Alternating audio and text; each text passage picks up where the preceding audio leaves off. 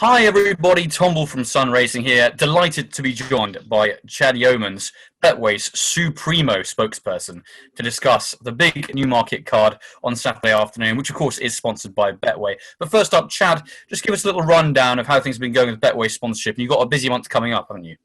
Yeah, we have indeed. We actually sponsored 25 fixtures in June, Bully, after the resumption of racing. So really wanted to showcase our commitment to British racing. We've got 5 out of the next 6 weekend days in August. We're sponsoring at Newmarket this weekend, Newmarket for the next Saturday and Market Raising next Sunday, followed by the 2-day Betway Solario and Betway Atalanta fixture at Sandown Park. So it really is all go at the moment, yeah. Absolutely, all go. And of course, headed by Newmarket Sweet Solera card this weekend. We're going to run through the card for you guys at home. Chad's going to give us the lowdown of the big runs to watch out for, and some of the smaller ones as well that we might not be so well aware of. So let's start with the opening race, the 140, which is, of course, the Betway Newcomers Maiden Filly Stakes for fillies who have never run, which is why there are no form figures next to any of them. So it makes it extremely difficult to work out the winner. But there are some nice pedigrees on show, aren't there, Chad? They really are. And do you know what? I absolutely love these newcomer races. You just know you're going to find one or two that win and finish second are going to be smart. And there are going to be a few a bit further down the field that you can take out and you can follow them next time and maybe the time after that. I've gone through these in quite a lot of detail, if I'm being brutally honest, Billy. And 3 have stuck out for me. Without making it obvious, I do think the Charlie Appleby horse, Look to the Rainbow, I think it's called, is going to go off favourite because they always do. The Godolphin, Charlie Appleby, Will Buick, they're in great form. They're beautifully bred. But I do think there could be a few horses worth opposing her with. So the first one is the top one, Arian Fox. Related to a horse called Ultraviolet, who managed to win on debut by 10 lengths last year. Actually, the horse hasn't been the same since. And is now that left Ed Walker now with Jane Chapel-Hyde, if I'm not mistaken. But the fact that the horse could go out and win first time out does bode well. Beautifully bred. Roger Variant's horse is in fantastic form. So that wouldn't surprise me if that one showed up well on her debut. There's one from Marco Botti, a horse called Clearly Crystal, well related and related to 2 winners, for 2 first-time out winners of late as well. Bred to go around this 7 furlong trip. It's supposed to be ideal. And I think it'd be a big price. I think it could be, talking 33, 40s, that kind of price. Certainly the kind of superb each way value. And a bit further down, Richard Hannon's got a couple in the race. His supposed second string, a horse called Pempinillo, was due to run at Chepstow recently and was made a non-runner. Again, another related to a first-time out winner. There's a bit more precocity in the breeding. And I just think she could be a bit overpriced on early shows, which I imagine she's going to be a double-figure price. But there are some lovely well-bred horses, but those are the 3 I've come to.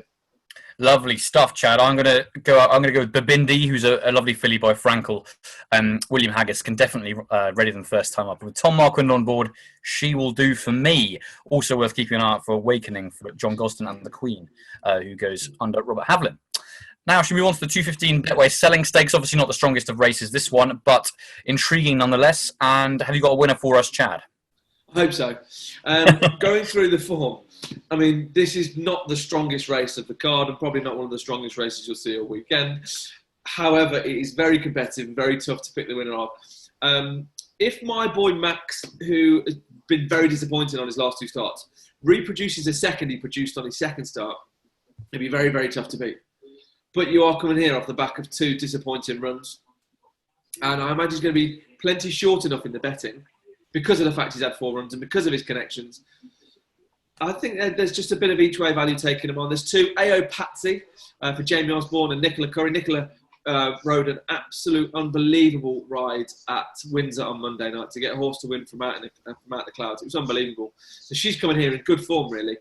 And this AO Patsy does produce best run towards the end of each race. Sorry, should I say?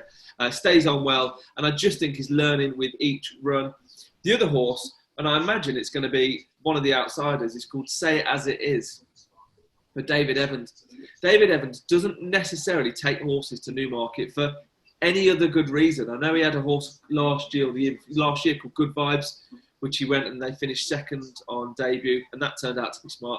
But no matter what level it is, David Evans doesn't send horses from his Welsh camp all the way over the other side of the country to Newmarket unless he thinks they've got a real chance. You know, he tends to have a lot of his winners at Bath, Chepstow, Fosslas, a bit closer to home.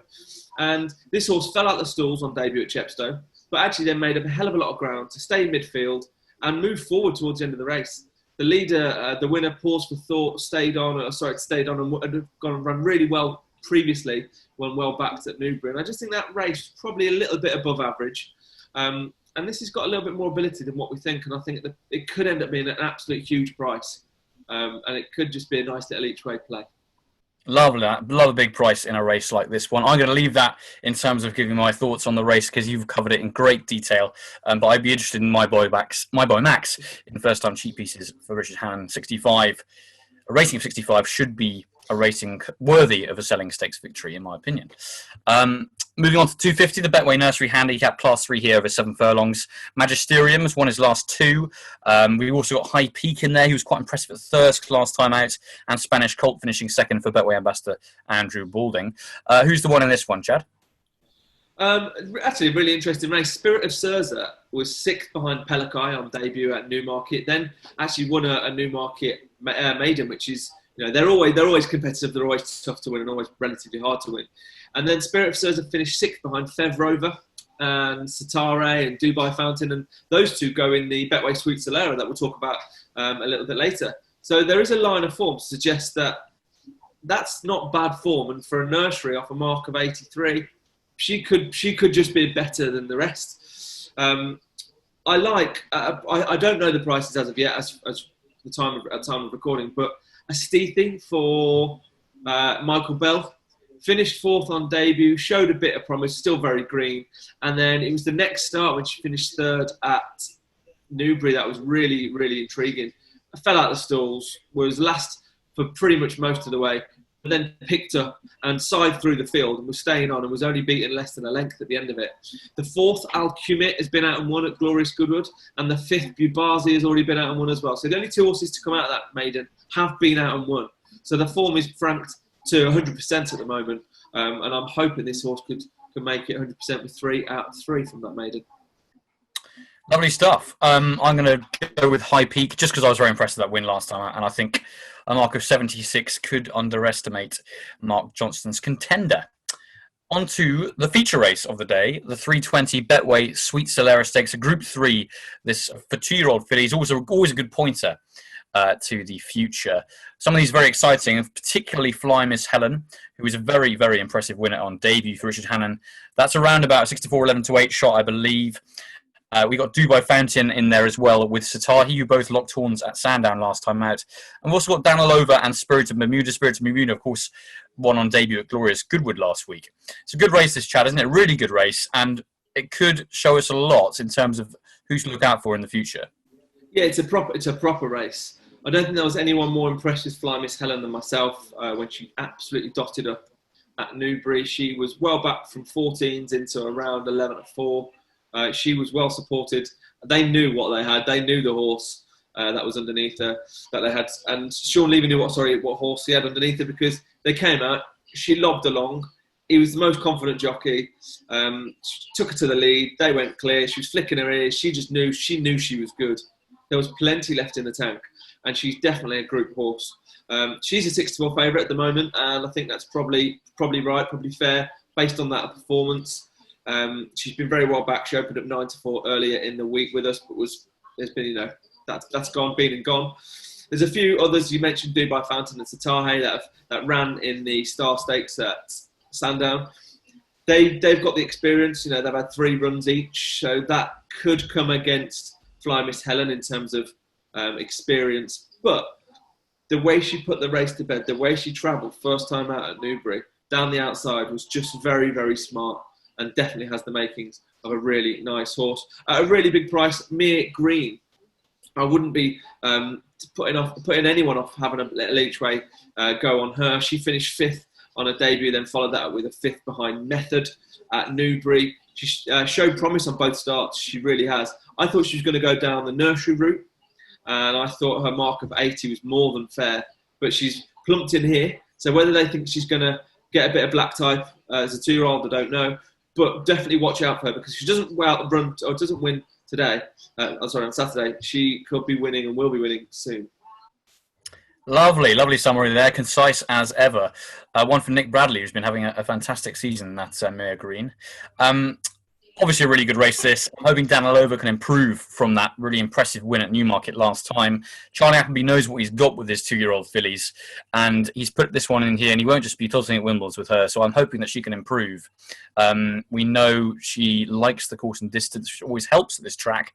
It's not the easiest track to get. You do need kind of horses who know their way around it, because there are a few undulations on it. So hopefully Danilova, who'll like the uphill stiff finish, can improve once again for me. But yeah, it's a really cracking contest, and one very worthy of Group 3 status. On now to the 4 o'clock, another really good contest actually. 0 to 100 Class 2 handicap, obviously called the Betway handicap, over 7 furlongs. We see the likes of Fox Champion and Royal Marine, both of whom are group performers on their day. They're dropping back here, both rated 102, which just shows you the ceiling of this race is very high. And they're taking on Bear Force One and Al Rufar. Now, Al Rufar really impressed me last time at Newmarket. He absolutely bolted up that day under a really good ride from Haviland. And for me, I might as well go first, Chad. Al Rufar is definitely one to beat in this. Would you agree with that, or would you like something else? I tend to disagree, because I think it's going to be plenty short enough. Fair enough. I went through the race, and you could literally make a case for every single horse in this race. There is no horse you could say has no chance. The only one you'd really want to put a bit of a yellow line through, a squiggly line through, is No Nonsense, on the base that he's not done it this season and he's finished last both times. However, he ran really well behind Calix in the Paradise it's called at Ascot as a 3-year-old. There was something there that day that suggested that horse can win a race, but he's not put it together since. So he's the only one you could put a line through until he does something. But Yoshimi ran really well at Ascot, at Royal Ascot. Ziggle Pops is probably still on a workable mark. Tom Frey has been running well this season. I think Tom Frey will go well. I certainly think wasn't knocked about at Goodwood. Probably didn't get the best of passages, or didn't get the best of passages. But she didn't get the best of passages in the Bunbury Cup as well. So you do sometimes have to draw a line and say, well, these horses, they don't become unlucky. They just don't go forward at the right stages in races. Bear Force One is a clear improver. He was a good winner at Newmarket not so long ago. Will Buick takes a ride now. I think everyone's going to be watching whatever Will Buick and Tom Marquand ride at the moment, because they are gunning for a Jockey's Championship, and they are going to be putting up and trying to be riding winners left, right and centre from here. They're in with a chance coming into the, within the first week of August. They are going to be going for it now. None of them are going to be, they're past Goodwood, none of them are going to be thinking, actually, we're just going to try and go group race after group race. They are going to be trying for a championship. They're all in with a chance. So I certainly think Bear Force One's got a chance. But on the best of his form, Royal Marine is the best horse in this race. He went off 13-8 favourite for the Craven last year, that Scardu won. He went off 16. There's a lot, isn't it? I know. If you went off 16-1 for the 2,000 guineas. Now, if you'd put any of these at that stage of their career, or the best of their 3-year-old mark, if you want, they wouldn't have gone off 16-1 for a Guineas. At their best 3-year-old mark, they'd have been hundreds. So I just think, had a bit of time out in Dubai. Tom Marquand booked for the ride. There's just plenty to like. They've got in on a 0 to 100 off his mark of 102. This just could be a stepping stone to a group race, and they might be thinking, right, let's just go and bolt up. The one downside really is he's got 10 stone 4 to carry on his back now. It's very difficult to carry these lofty weights in these competitive handicaps, but group horses can. So I'd like to think that if he's an each way price, Royal Marine will take mine. It's very interesting seeing him at 30-8 for the Craven last year. Now he's running in a Class 2 handicap. I mean, it's a bit of a fall from grace, isn't it? What's your opinion on the fact that William Buick is not riding the Godolphin Blue in this race? And I think that's what I alluded to recently is he got a new agent. I think it was Tony Hind at the start of the season. And that tells you that Will Buick was going to be going for a Jockey's Championship. We actually laid him at 20-1 for the Jockey's Championship. So he's the biggest loser in our book in this market. So we kind of want Will Buick and Oisin Murphy and Tom Marquand to keep riding as many winners as they can. It's not often you say that when there's been Oisin Murphy who's been the favourite from the start, but it's Will Buick that's been the best backed. And I think that's the case. I think it's a case of probably they'll be looking to go abroad with Royal Marine again at some point. He seems to spend time in Maidan, and whether that's a plan again, I don't know. So maybe they don't want to get that association with Buick if he's not going to ride going forward. I don't quite know, but you'd certainly think that if Buick's not riding a Godolphin horse or something, got to be quite telling. You think it would have to be, wouldn't you? Absolutely. Lovely stuff, Chad. On to the 435, the Heja Hunch at Betway Handicap, another Class 2, another 0 to 100, over a mile this time. We see Evening Sun, the Roger Charlton horse, the Queen, who won very well 2 starts ago. Couldn't quite put it all together last time out at Ascot, but that was still a good run in the circumstances. And also Zagalo, who won last time for Roger Varian. Those two, again, Buick and Marquand, look to have the best chances in the race. Do you like one of those, or is something else taking your eye? I do. I like Buick. I like Buick on Evening Sun. I thought Evening Sun ran really well last time behind Azar, at Ascot. Probably given a little bit too much to do on the day, but kept going and went through the line, and that tells you there was still a little bit more to come. If you look back at Evening Sun, the 4th on debut was in a hot race. The 3rd behind Cherry Cottrell was in a hot race. Then won easily, bolted up at Newmarket. And then the 3rd behind Zar. So he's definitely improving, definitely on the incline, as it were. Zagalo was a good winner at Sandown last time. The race wasn't smart. The race wasn't deep. He came down the outside, the favoured outside at Sandown. I think it was slightly quicker ground, and I think he probably, and I might be regretting this on Saturday at 4:37, but I think he's probably flattered by that result, so I'd be against him. The other one I'd be interested in at a price, and I'm sure it will be a price, is Duesenberg for Richard Fahey. Winner on debut, backed it up with 2 good runs in novice races, perhaps was still growing, ran 6th on his only start this season, and that wasn't a bad run on the face of it. And I think he's the type to keep improving with racing. And again, I don't think Richard Fahey will be bringing him down here for the sake of it. Great stuff. I like the way Zagalo won last time out, so I'm going to be plumping with him for Tom Marquand. I think he's probably well handicapped still off 85, so he'd be my pick in the 435. Moving on now to the 510. Play 4 to win at Betway Handicap, Class 2 again and again, and 0 to 100, but this time we're over a mile and a quarter. It's all happening, isn't it? Now, the interesting horse in this race for me is Emissary, who obviously, or Emissary, I should say, who ran in the Derby, having finished 2nd to Khalifa Sat in the Cocked Hat Stakes at Goodwood. That was a good Derby trial. But obviously, he couldn't quite get to the leaders in a weird Derby when Serpentine obviously ran them ragged from the front. For me, he's the most interesting runner in the race. Whether or not he'll win is another question, because it's a good race. We've got Harrovian in there at the top of the weights, and a very interesting ride for young Ollie Stammers, who gets legged up for a John Gosden horse.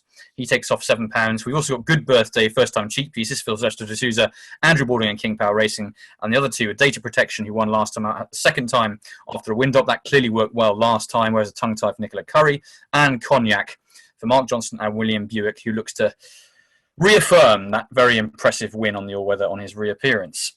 Chad, what do you like in this? Well, much like the opening race, Bully, and to be honest, the 2nd race as well, I do think the money is going to speak absolute volumes.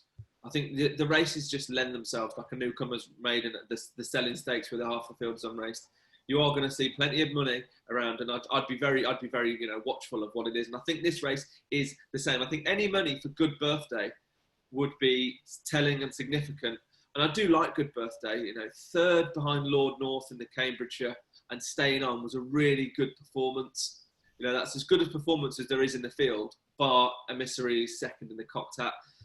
Emissary came out the stalls last in the Derby, made a little bit of ground and then had to go wide, but just never made any headway. And even there was a group of 5 of them who just stayed where they did. They pretty much stayed last the whole way around.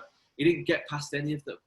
He didn't stay on. He didn't show me anything to suggest that he was better than anything in the Derby. He was essentially, he was the worst horse in the Derby. That doesn't necessarily mean he can't come out and win this off 98. But you'd rather horses coming off positive runs than finishing stone dead in a classic. There's that they do have their confidence dented, and I think he's got it all to prove, really, if I'm being honest, because I think he's going to be short enough. I think he's going to be really, he'll be well found in the betting, so to speak. They always are, though, aren't they, Hugo Palmers as well? I remember that Ironclad recently was really well backed for, I can't remember, it was John Smith's Cup? Maybe no, I don't think it was. Race at Newmarket, possibly. But in those colours for Hugo Palmer, they often are quite well punted. Yeah, they are indeed. And I think that this is going to be really telling on Saturday. It just shapes up to be that kind of race card where the money, which often is significant anyway. This, I think, it really will be significant, and the way the race, there's small race fields and they're really competitive. There was nothing to take away from Data Protection's win last time, and I think, no disrespect to William Muir and Nicola Curry, but I think if you have different connections on that it would be a more fancied horse than what it is because of those two, because of the the less fancy connections. But you can take nothing away. But going back to Nail Down, Good Birthday could still be well handicapped, and a reproduction of that third in the Cambridgeshire would certainly see him go close off 95. One for Betway's Andrew Balding there for Chad. I'm going to go with Emissary, despite the fact that he didn't make up any ground in the Derby. What interests me about him is that Hugo Palmer decided to put first-time cheek pieces on him in the Derby, and they've since been swiftly discarded. So I'm not going to try and hope that might have been could put something slightly down to why he ran so badly. And if he does run to that level in the Cocked Hat Stakes at Goodwood behind Khalifa Sat, who I have to say I do rate quite highly. I think he's much better than people say. I think he's the one to beat in this off 98, because he should really be higher rated than this in time. Right, 5:40, last race on the card, the Reed Andrew Balding on Betway Insider Handicap, the Class 3 race for 0 to 90 3-year-olds and above. We've got Kalub wearing first-time blinkers under the brilliantly named Reese Clutterbuck. Didn't do him very much of a service there, I got the name wrong, but he's a good £7 claim for Gary Moore. We've got Muriani, Dazzling Rock, Horatio Star, High Wells, who won nicely last time, as did Coltrane at the bottom for William Buick, and again for Betway's Andrew Balding. Chad, what do you like in this? I've nailed it down to two. Kalub at the top and Coltrane at the bottom. Kalub has shown some good form previously, won a fast ground handicap at Bath and a good to firm handicap at Goodwood off a mark of 87, runs off 86, and has Reese Clutterbuck's valuable £7 claim. First time blinkers, I think he'll probably go from the front. I think there's just a little bit to say, he could run really, really well in this, despite the fact he's got a lot of weight to carry. And at the flip side of the handicap for Betway Ambassador Andrew Balding, to win the race, sponsored with his name in it, the Reed Andrew Balding on Betway Insider. It'll be decent if he could win that. Coltrane, I know they've thought I remember speaking with Andrew before he made his debut, and Andrew had said that he's a big horse and he's going to learn with every run. He's going to improve with every run. And whilst he didn't say it specifically, you almost got the feeling that he didn't think he'd be second on debut or fourth and then first. He thought he was going to take a lot more time. He'd be a lot more green and raw. And actually to do that and to perform to the levels he has done suggests that he probably comes alive a bit more on the racecourse than what he shows at home. And the fact he won, being really handsomely backed as well last time, I think is quite something to take in. He gets a 3-year-old allowance. He's essentially the second rated, highest rated horse in the race, but he gets the weight allowances. Will Buick in fantastic form, booked. There's just plenty of ticks next to his name. So I'm going for the top and the bottom. Kalub each way and Coltrane. Lovely stuff, Chad. I'm going to stick my neck out and say Coltrane as well. That's a 3-year-old allowance. I think it's going to really help him. And I was quite impressed with his win last time. He looks like a real proper stayer in the making, a bit like Dashing Willoughby for those same colours and the same trainer.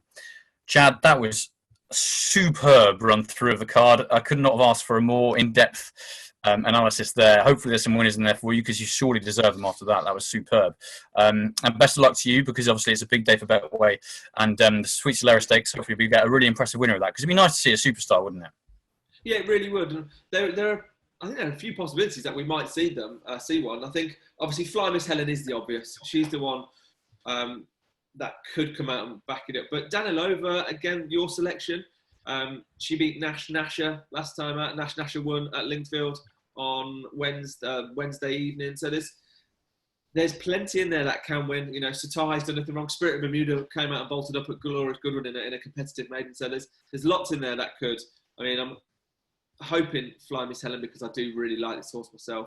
And I do hope Mia Green gives everyone a run for their money if they get on at big prices. But yeah, it's going to be a really exciting card. It's really competitive from the first race to the last. And just hoping for some decent performances. Definitely. The horse I'm most looking forward to, I think, is probably Al Rufar in the 4 o'clock. I was just so taken by his win last time, and I think he can go possibly to group company later in the season. So he'd be my pick of the ones to watch. But Chad, thank you so much. Really, really great. Concise as ever. And yeah, hopefully there's some winners there for you guys at home as well. And we'll speak to you all very soon. Love it.